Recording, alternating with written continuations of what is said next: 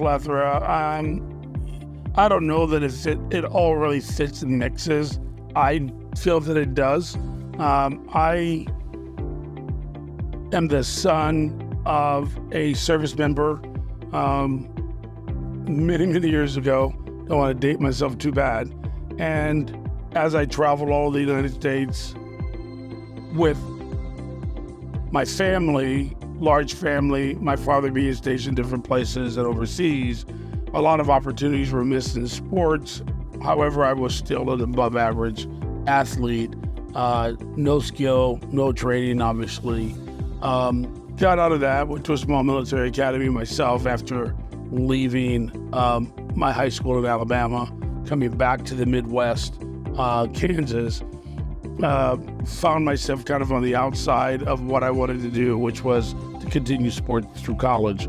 I was picked up by a small military academy, attended and graduated there, received a ton of honors for sports, and then I went active duty myself, traveled around with the military for some of their larger sports programs as a whole.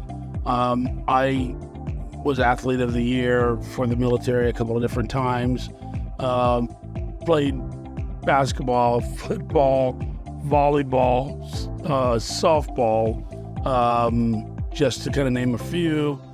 Played rugby at the national level as well, and was moved around quite a bit by different teams that would pick us up to take us to different tournaments. Then I had to settle down as time went on, ended up becoming a father of 2 kids at the time, and so that kind of changed things for me tremendously.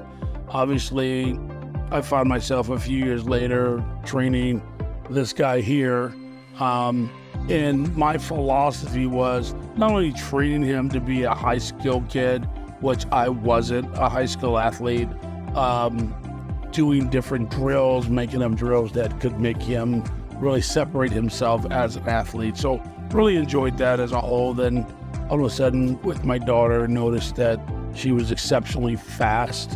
And so I had to learn the skills of track while they competed in their own industry. Got out of it for a while, just trying to be a really good family man and father.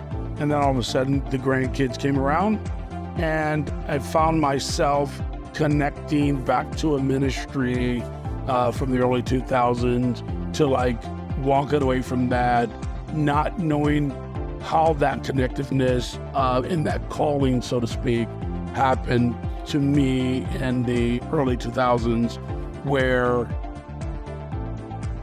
I began to connect that to sports in this generation, starting kind of with my grandson.